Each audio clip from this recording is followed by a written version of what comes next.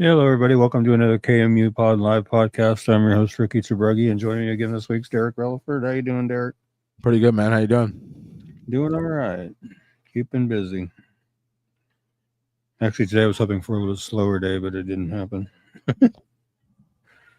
Did you find anything else out about your medical situation you've been going through, or? Yeah, I went to the blood doctor this morning. I can't remember what they call him, but went to him this morning, and he said my platelets look fine. There's no cancer.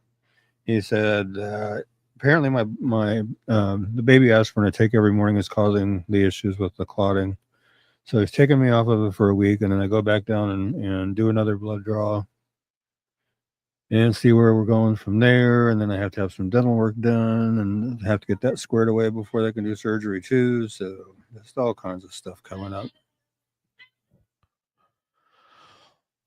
Yeah. Well, I think that I think everything happens for a reason. I think they'll get it figured out pretty soon and get you going. Yep. I hope so. Just kind of sucks. The further they push it off, the more they're going to put you in recovery during like holiday time. So right, or maybe even into the first of the year. Who knows? Yeah, it's not good. So hopefully they get something going soon. But not to mention the other wrinkle that these buildings may have been sold, so I may either end up paying more rent or having to find somewhere cheaper to live. So yeah, that's a possibility. We don't know yet. We're all in the dark on that right now. So I don't know. Yeah. Not good. Well, I'm not going to go too deep into it, but here close to me in the two missing moms case from March of 2024, I believe. Right. Tiffany Adams, like the ringleader of the whole thing. Excuse me. She had pled guilty today. No, not guilty. She pled no contest, which is basically saying you're guilty without saying you're guilty. Right. But yeah, big news around here, around these parts. And hopefully once they get all that settled, the families can kind of move on and try to, make sense of the new reality of not having their loved ones with them, Mm-hmm. So do the other ones still have to go through court yet? The other Me and Norm kind of quit. We kind of quit following it pretty closely once the Paul Grice, basically, it was about a year, I don't know, it was a while ago. Paul Grice kind of spilled the beans in court.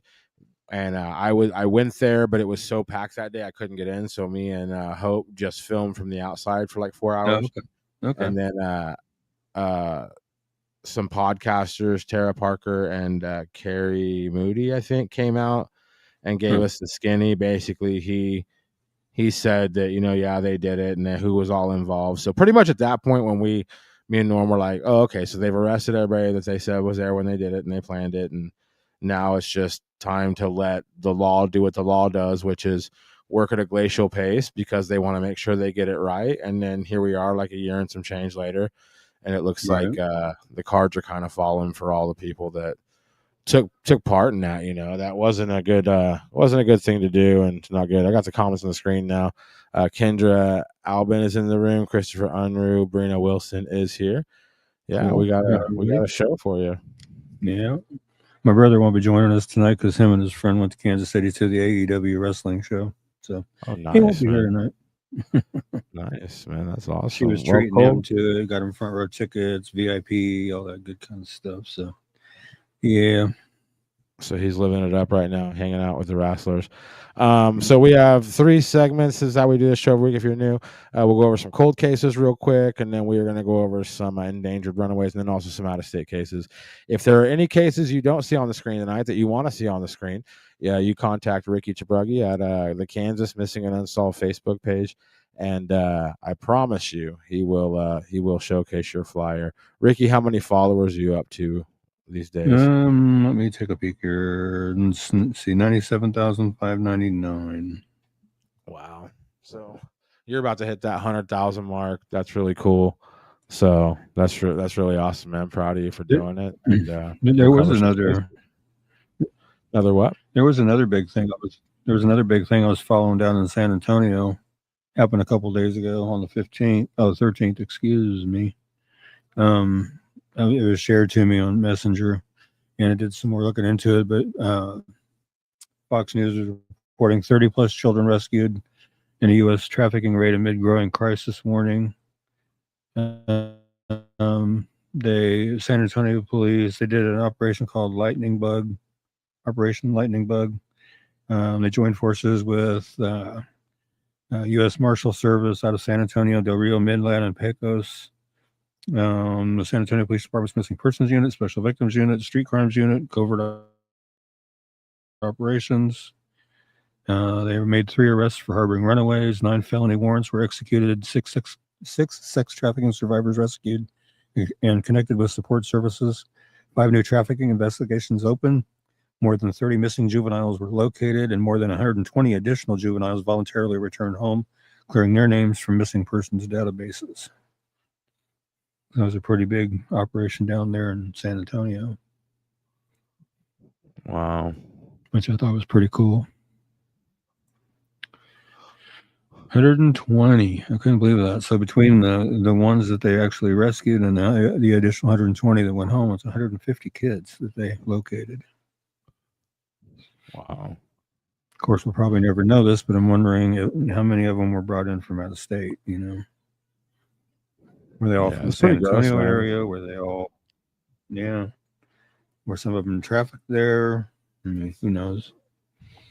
It's pretty gross. There's people out there that will see a young person and think of that as an opportunity to like, hey, let me move them across state line. That's weird, man. It's weird energy. Yeah, it happens. Yeah, believe me, it does happen.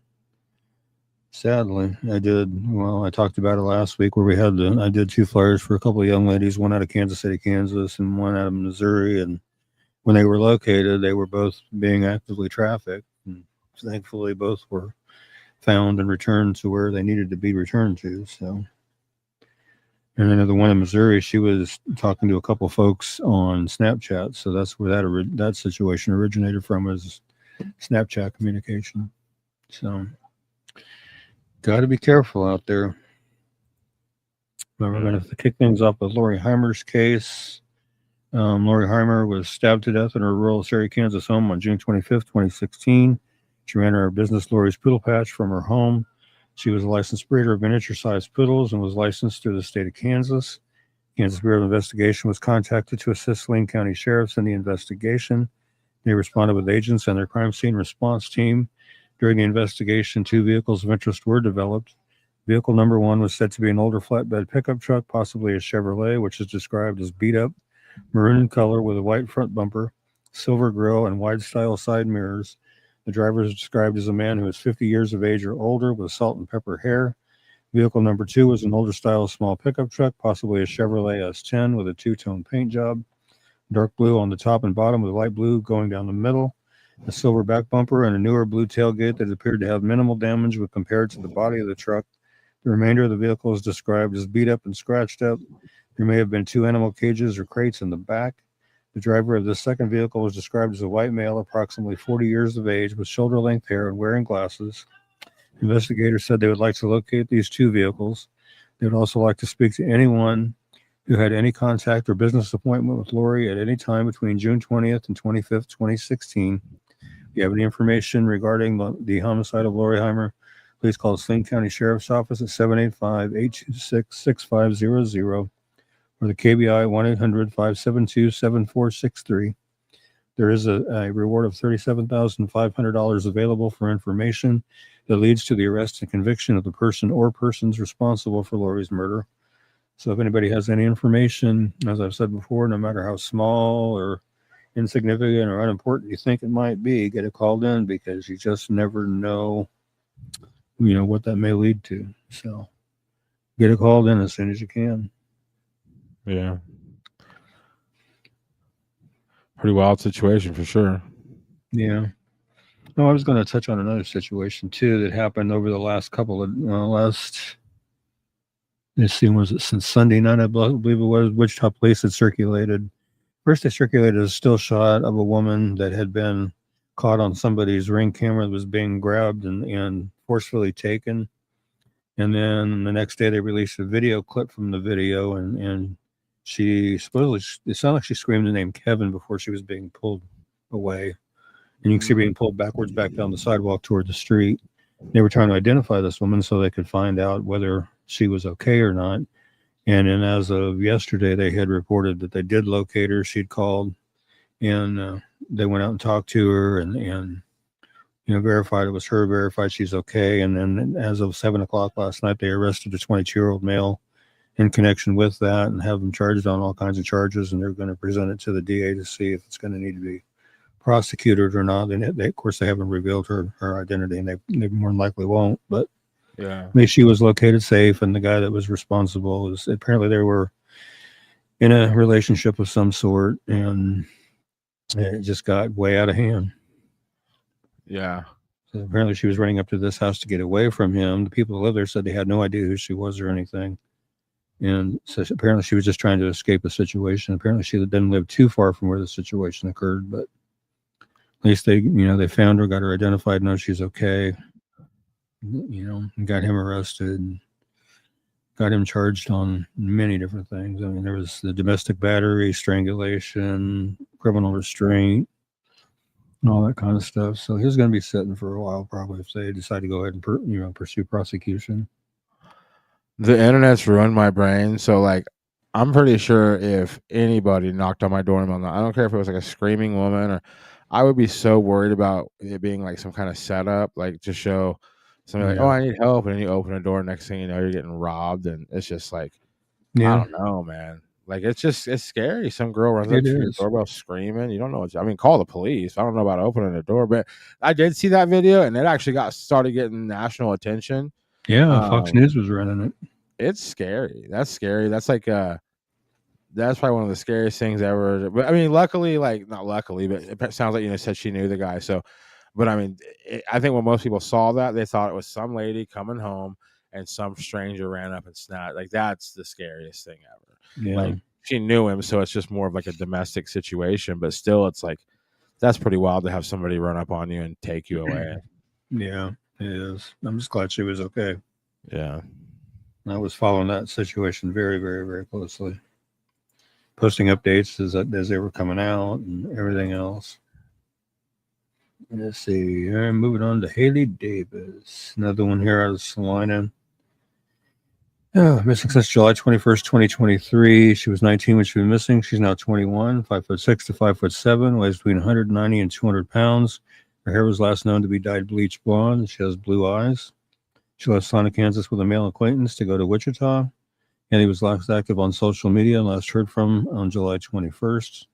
Wichita police say the investigation has led them to believe that Haley may be deceased. At the time of her disappearance, she was 19. She's now 21. 5'6" to 5'7", weighs between 190 and 200 pounds. Her hair was last known to be dyed bleach blonde. She has blue eyes. If you have any information regarding Haley's disappearance, you know her whereabouts or the location of her remains, please call Detective Owen at 316-268-4185, or you can email the detective at aowen@wichita.gov. To remain anonymous, please contact Crime Stoppers at 316-267-2111 or the KBI at 785-296-4017. Or 800-572-7463, where you can scan that Crime Stoppers QR code and the Crime Stoppers banner down there, and that'll take you to a form on the website where you can fill out information that way. And over the course of the last week, I've had a few people bring to my attention a post that somebody had put up from somebody claiming that this person and another individual killed Haley in their home and dismembered her and stuff like that. And the person that posted his last name was Davis and made the comment that the person, they didn't name Haley by name, but she said, the person said that her name was her last name was identical to hers, and Haley's the only Davis missing in Salina. So Yeah. But I do know that law enforcement is aware of the post, and I'm sure they're looking into it. So, but yeah, several people did make me aware of it. And like I said, I looked into it, and I know law enforcement knows about it. So, see what becomes of it. I don't know if anybody would be that brazen to get on Facebook or whatever and put it out there. I mean, I guess you never know, but I wouldn't think somebody actually would do that. I mean, they even gave the address of the house that it supposedly occurred in. So I don't know. Maybe it could have been a swatting type setup. I don't know. I'm not sure. Yeah. Hopefully, police are looking into it and investigating it thoroughly, and we'll find out whether there's any legitimacy or if it's completely bogus or what it is. But it's pretty cruel nonetheless. Yeah. Well, if it is legitimate and they did say something, it's pretty stupid to say something like that on social media too, if you're trying to keep that a secret. Yeah, and Haley's brother popped into comments last week on the show when we talked about that post, and he was made well aware of it hundreds of times. So he was very well aware of it as well, and he didn't like it either. So this one I decided to resurrect over the last few days. This is the Kansas serial rapist that has not yet been solved. And let's do something different here. To start with the other serial rapist flyer, because there's another one right after that. Start with it first, and then we'll come back to that. Okay. Do the other flyer first? Yeah, do the other Kansas serial rapist flyer first, then come back to that one. Yeah, that one. The timeline. Okay, cool. Yeah, that's the one I want. It's the timeline. There you go. Let's see here. This is happening between October 1st, 2000 and through July 27th, 2015 in Manhattan and Lawrence, Kansas, both. He's hitting areas both around K-State and KU, University of Kansas. Authorities think he began the string of attacks in October 2000 with the attempted rape of a Kansas State student in Manhattan. 2 rapes in the same block followed in 2001 and 2002. The first rape in Lawrence was reported in 2004. And this is more detailed down here. 2000 Manhattan, October 2nd. The 2200 block of College Avenue, attempted rape. 2001 Manhattan, August 11th. 2200 block of College Avenue again. 2002 Manhattan, March 29th. Again, the 2200 block of College Avenue.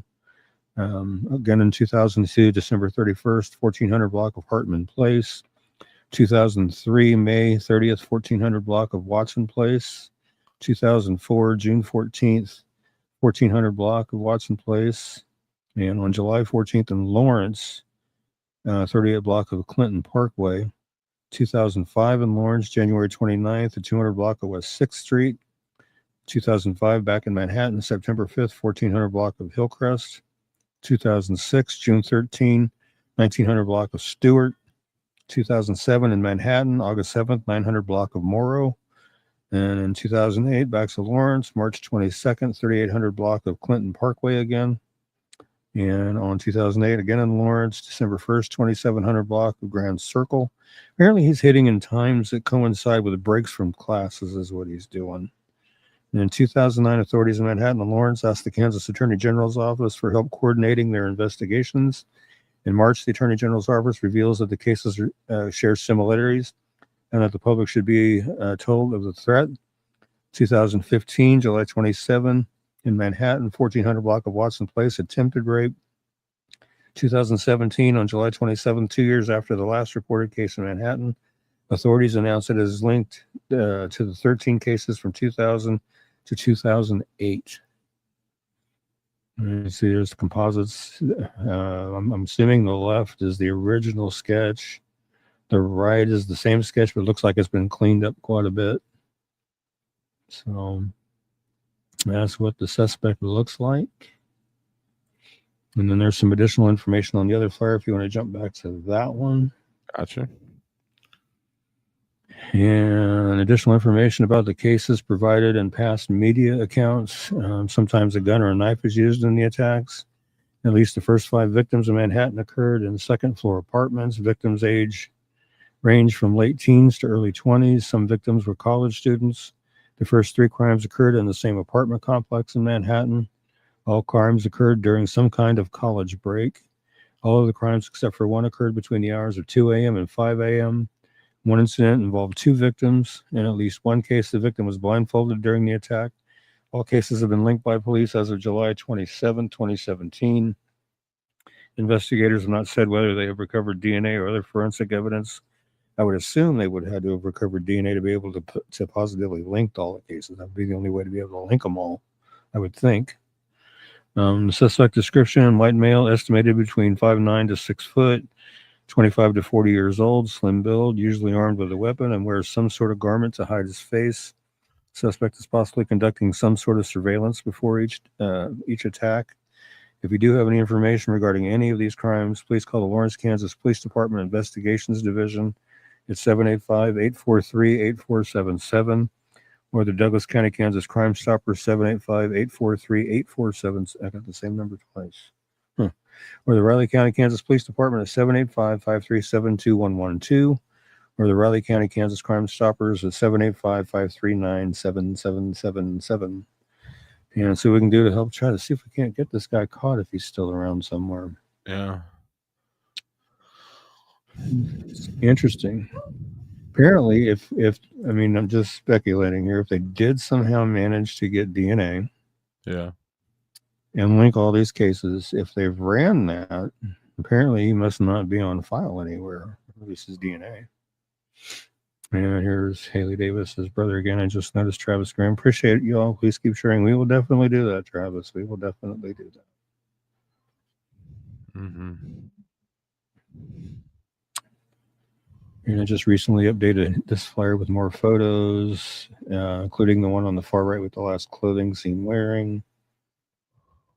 Definitely want to get him out there. James Cole, missing from Harrington, Kansas since August 31st, 2025. He's 24, 5'11", 140 pounds, blonde hair, blue eyes.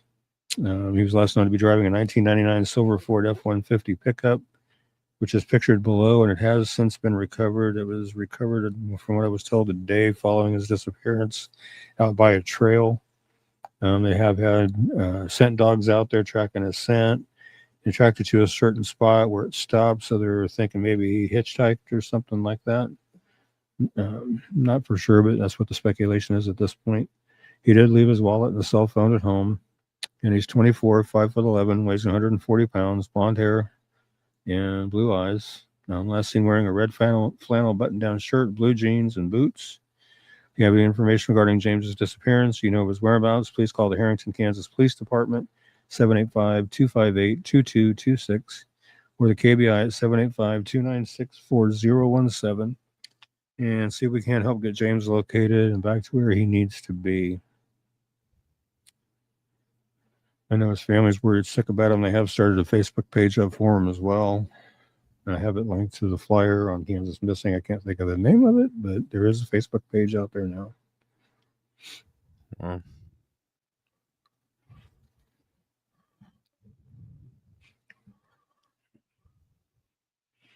And I wanted to get him out here again because he is still missing. I was hoping by now he'd been found. He's been missing. Caden Zubler missing from Topeka, Kansas since May 15th of 2025. So several months now. He's 25, 5'10", 170 pounds, dirty blonde hair, blue eyes. Last seen walking north on Topeka Boulevard at Topeka Boulevard and Morse at 8:06 p.m. on May 15th, 2025. Seen via surveillance video. If you have any footage of Caden in the areas of Topeka Boulevard, downtown Topeka, North Topeka, or the Oakland area, please don't wait for police to request it. Please call it in immediately to report it. Caden is not known to be on any hard drugs. He's not been diagnosed with any mental health illnesses. He has never been violent or aggressive. He has never expressed any thoughts of harming himself. He is respectful, polite, very independent. He will respond to his nickname Zoob. This can be used to verify his identity. He was last seen wearing a red t-shirt, blue jeans, and red Under Armour. You can see photos of him down there at the bottom far right in the red and the jeans, as well as up at the top there. Both taken from surveillance cameras there. If you have any information regarding Caden's disappearance or you know of his whereabouts, please call the Topeka, Kansas Police Department at 785-368-9200 or the KBI at 785-296-4017. And there is a $5,000 cash reward being offered for information leading to Caden's safe return to his family.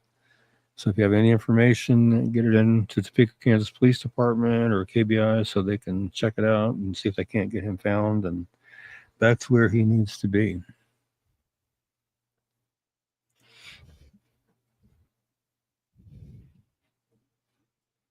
And yeah, we haven't talked about her for a while, so I thought I would bring her back in here. It's been a while, and that's another troubling case. Angela Green went missing from Prairie Village, Kansas since June 19, 2019. She was 51 when she went missing. She's now 57, 5'9", 116 pounds, brown hair, brown eyes. There have been conflicting reports as to what happened, too, as well as where Angela is. Angela's daughter was told by her dad that Angela had passed away in July of a stroke, but she's not sure of this or any of his other claims. Some of his other claims were that she was supposedly lured into a public parking lot where she was taken to a mental institution, and that's where she had passed away. Angela's daughter has researched all that. She's contacted both Kansas's state capitol and Missouri state capitol to get some kind of a death certificate. With no luck, they have nothing on file at all. Police have gotten some conflicting statements about her whereabouts that are a little concerning to them as well. Police say they're treating Angela's case as a missing persons investigation and working with several other agencies to try to locate her. I know they did search the house that they lived in. Angela's husband also had gotten another house in another town, and I know their daughter had been to that house and saw what looked like a fresh mound of dirt that was dug there, but it's never been searched. But if you have any information regarding Angela's disappearance, you know her whereabouts, please call the Prairie Village, Kansas Police Department at 913-642-6868 or Crime Stoppers Tips Hotline at 816-474-8477. Or you can call the KBI at 785-296-4017. There is a $50,000 reward being offered for information on Angela Green's location or finding her remains. So, again, you have any information, get it called in so they can get her located and back home to where she needs to be.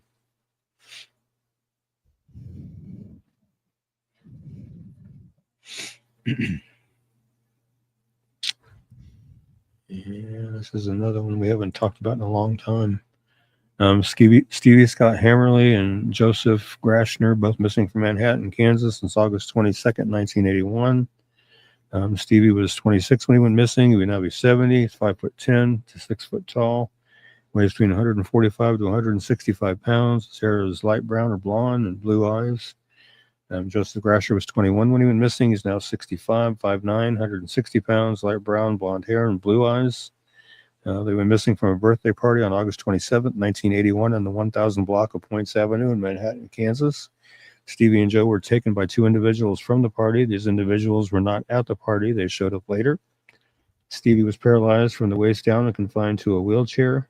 He has no upper teeth as they were removed due to cluster headaches. Stevie has tattoos of Love Lisa across his knuckles and a small eagle tattoo on his upper right arm and a devil driving on his left forearm. The investigation into Stevie Hammerly and Joseph Grashner's disappearances is actively being investigated by the Riley County, Kansas Police Department, and foul play is strongly suspected. If you have any information regarding the disappearances of these two men, please call the Riley County, Kansas Police Department at 785-537-2112 or the KBI at 785-296-4017. And see what we can do to bring Stevie and Joseph home back to their families. And incidentally, the Love Lisa tattoos, Lisa is his daughter. Oh, wow. Yeah, which I have had occasions to talk to her and of course, when I made the flyers, it was with her help with the information and everything. So, and there is a Facebook page for their case as well. And Lisa's actually the one that runs it. Oh, wow. Yeah.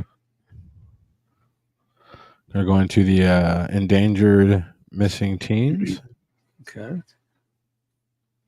And had to update her flyer with a new missing since date because she's missing again.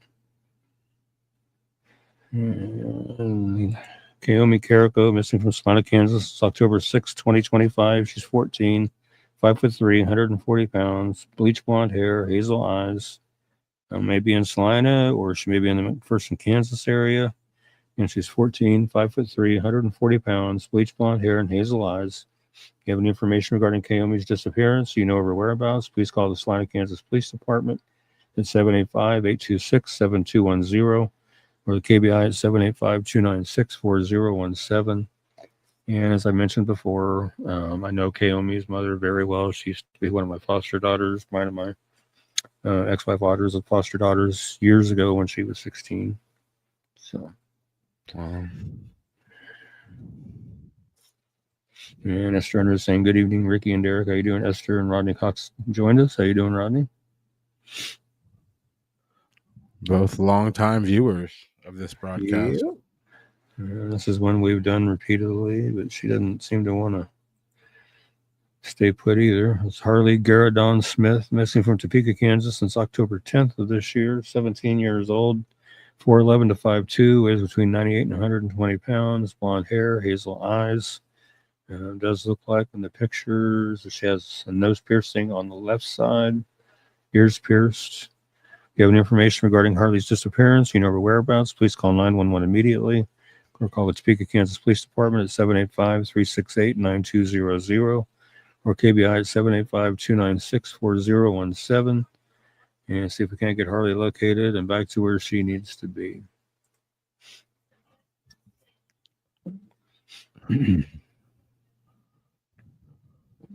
It's a cool way to spell Harley. I like that. Yeah. And we've talked about her before, but she's still missing, and I wanted to get her back out here. Tess Jance, missing from Wichita, Kansas since December 3rd of last year. 16, 5'1", 100 to 110 pounds, blonde hair, hazel eyes. Don't have much more than that, but if you have any information regarding Tessa's disappearance, you know her whereabouts, please call the Wichita, Kansas Police Department at 316-660-9254 or 316-660-9456 or 316-263-6011 or the KBI at 785-296-4017 and see if we can't get Tess located and back to where she needs to be. It's coming up on a year here pretty quick. Oh, wow.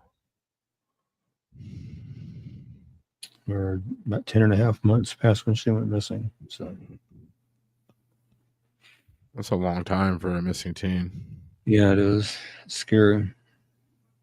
And this one is Dalton Bonner. He's missing from Hutchinson, Kansas since October 8th, 2025. He is 14, 5'5", 100 pounds, brown hair, blue eyes. Originally, he went missing with Nathan Lamb, who's since been found, but Dalton still remains missing. Dalton was last seen leaving Hutchinson High School after third period on October 8th. Thought that he may still be in Hutchinson, or at one point they were thinking maybe Wichita. Again, he's 14, 5'5", 100 pounds, brown hair and blue eyes. If you have any information regarding Dalton's disappearance, you know of his whereabouts, please call the Hutchinson, Kansas Police Department at 620-694-2800 or the KBI at 785-296-4017 and see what we can do to get Dalton located and back to where he needs to be. And I'm told the center photo of Dalton was taken like 3 days prior to when they went missing. So that would be the most recent in the center photo. Longer hair. Yeah. I want to get her going again because I've been asked to reshare her. A little confused because I had some young man about looks like close to be her age saying that she was located, but I verified she has not been located. Rihanna Greer missing from Iola, Kansas since July 26, 2025. She's 17, 5 foot tall, 90 pounds, brown hair, green eyes. I believe she may still be in the Iola area or she may be in the Wichita, Kansas area. And she's 17, 5 foot tall, 90 pounds, brown hair, green eyes. If you have any information regarding Rihanna's disappearance, you know her whereabouts, please call 911 immediately or call the Allen County, Kansas 911 Communications Center at 620-365-1437 or the KBI at 785-296-4017 and see if we can't get Rihanna located and back to where she needs to be.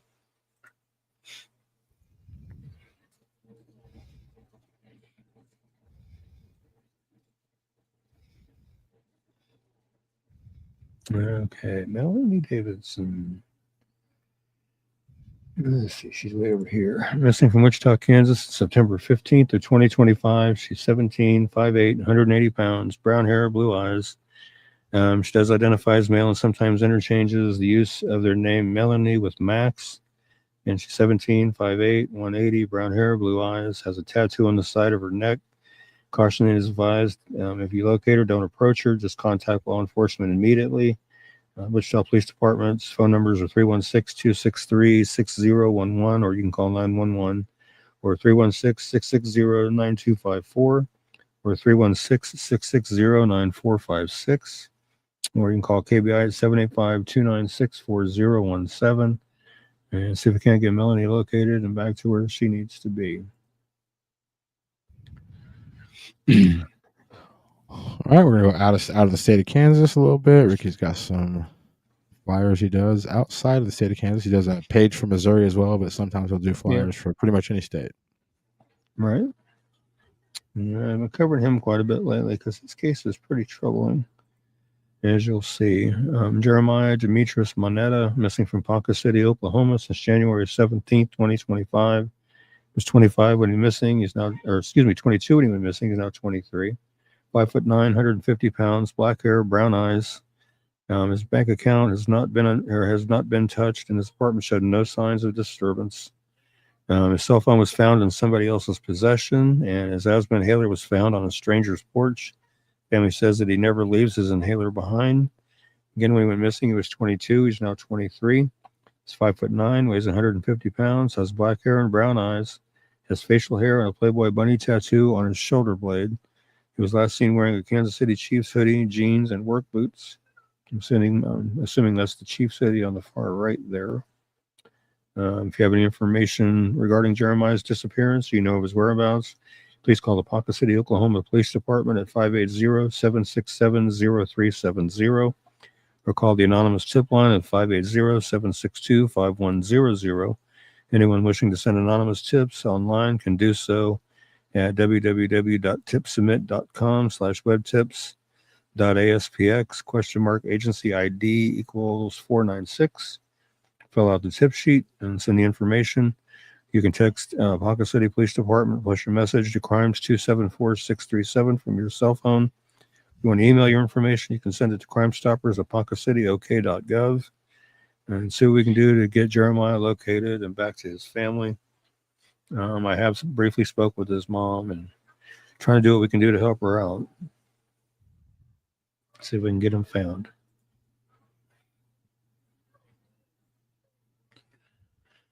Okay, this one's Serenity June Denard, and we have covered her a long time ago, but I wanted to get her out there again because it's been a while. She's missing from Rapid City, South Dakota on February 3rd, 2019. She was 9 when she went missing. She's now 16. 4'7" to 4'9", 96 pounds, blonde hair and blue eyes. Serenity was a resident of the Black Hills Children's Home, BHCH, Treatment Center for Children with Emotional and Behavioral Problems, in the 24,100 block of Rockerville Road outside of Rapid City, South Dakota. At the time of her disappearance, she was playing in a gym at the home with 3 other children at 10:45 a.m. on February 3rd, 2019. 2 staff members were tasked with watching the children. 1 child ran out of the gym but stayed inside the building, and one of the staff members went after that child while the remaining staffer was watching the other children alone. Serenity ran out of the gym. The remaining staff member didn't follow her but stayed in the gym and called for help. Since there were still 2 children in the gym and it was against the rules to leave them unsupervised, person coming on to the BHCH campus at 11 a.m. was the last person known to have seen Serenity. Serenity was walking northbound on South Rockerville Road near the cattle guard in front of the home. She was not wearing a coat in spite of the sub-zero temperatures. She has never been heard from again. The policy at BHCH was that if a child went missing, the staff should only notify emergency responders within a reasonable time. After Serenity disappeared, the staff didn't call 911 until 12:26, which was about an hour and 41 minutes after she went missing. Instead, they searched the area for themselves. Again, when she went missing, she was 9. She would now be 16. She's 4'7" to 4'9", weighs 96 pounds, blonde hair and blue eyes. She was last known to be wearing a long sleeve gray flowered shirt, purple tank top, dark blue stonewashed jeans, and black snow boots.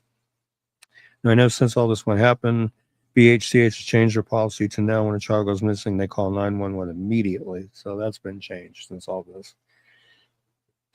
Excuse me. If you have any information regarding Serenity's disappearance, you know her whereabouts, please call the Pennington County, South Dakota Sheriff's Office at 605-394-6115 or 605-394-6113 and see what we can do to see if we can't get her located. There's speculation that maybe it's a very wooded area around where this home is, and they figure maybe she found a hiding spot, and being that it was so cold that she succumbed to the elements and just hasn't been located. Some people theorize that maybe somebody came along and picked her up and took her and that kind of thing. But sheriffs don't seem to think that's the case. There's not enough time. They don't think enough time had elapsed for somebody to be able to do that. Which I'm not completely so sure if it took them an hour and 41 minutes to even call 911. That's a lot of time. So I don't know. But if you go to the next one, there's a timeline for Serenity's case too. Next one, okay. Mm-hmm. Right, there's a timeline there. I ran across that and made a little deal for it there. Okay, number one, Serenity Denard 9 exits the gym building at the Children's Home unattended around 11 a.m. on February 3rd, 2019, after staff members inside are distracted by another child. She was dressed in a long-sleeve shirt, jeans, and snow boots. Serenity is believed to head north on paths within the complex. At the same time, a woman and her granddaughter dropped off a child at the northern entrance to the main office. As they began to drive away, they both see Serenity running alone across the parking lot, and they recognize that she's a resident who is likely running away. They'll continue to watch Serenity as she stumbles and falls at the cattle guard just short of Rockerville Road. The grandmother reverses the car back to the main building, gets out, and rings the doorbell to alert staff inside of the runaway. The granddaughter stays in the car, watching Serenity now at a walking pace. Serenity heads north on Rockerville Road at a spot about 50 yards north of the main entrance. The granddaughter loses sight of Serenity due to trees and topography. It was the last known sighting of Serenity, who's been missing ever since. Within 3 or 4 minutes of losing sight of Serenity, the grandmother and granddaughter drive down the Black Hills Children's Home's path and turn onto Rockerville Road to look for Serenity. Heading north, they drive up the road and return to the Children's Home more than once and do not see Serenity or any other vehicles or people. Meanwhile, Children's Home staff begin to search on foot and in vehicles and do not see Serenity. About an hour and 41 minutes since being alerted to the runway, Children's Home staff placed the first 911 call. Additional information about Serenity.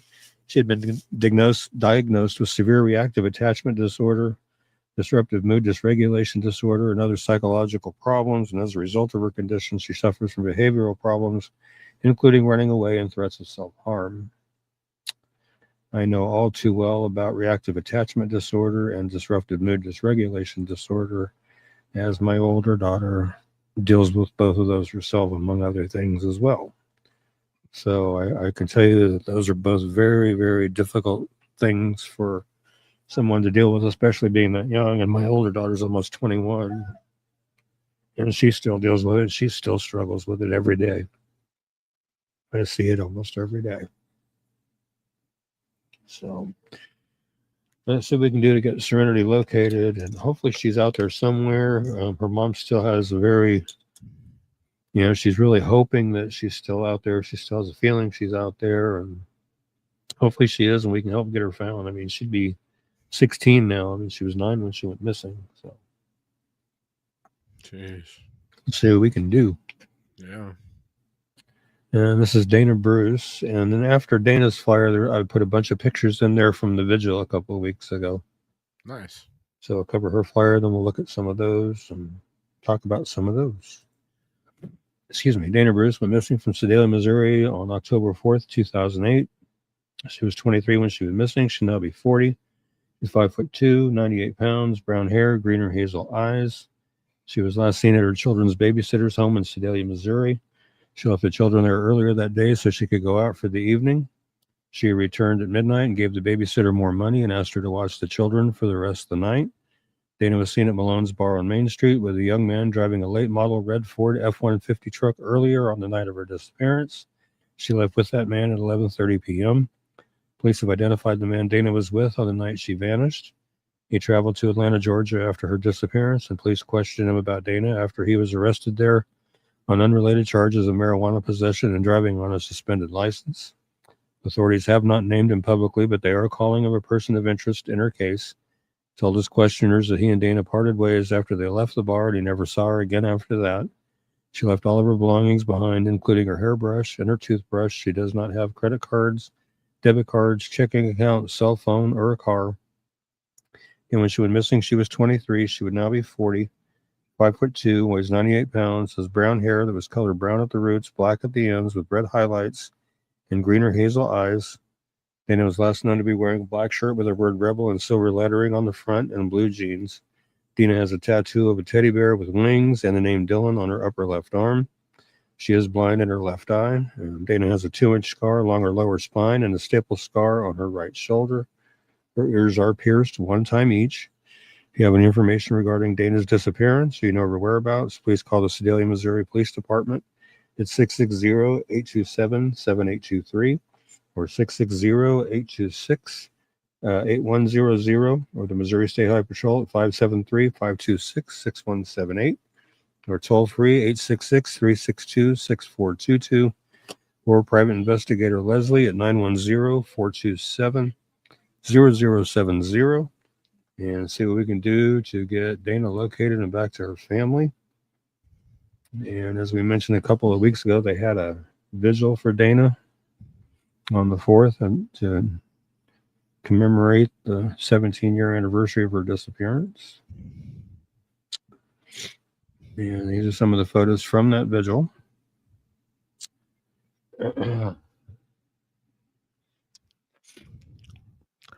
That's awesome, man. There's a lot of people there.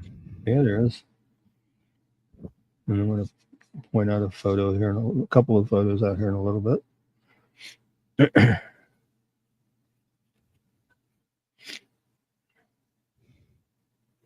Looks like a nice little place.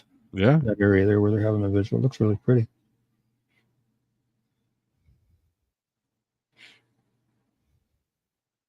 Yeah, a lot of people did show up. Yeah, that picture there, hang on a minute. Okay. In the center is Ellen Dodson that joins us and comments every week. To her right, which would be our left, that's Dana's son Dylan. And the other young lady is Dana's daughter. Wow. Yeah.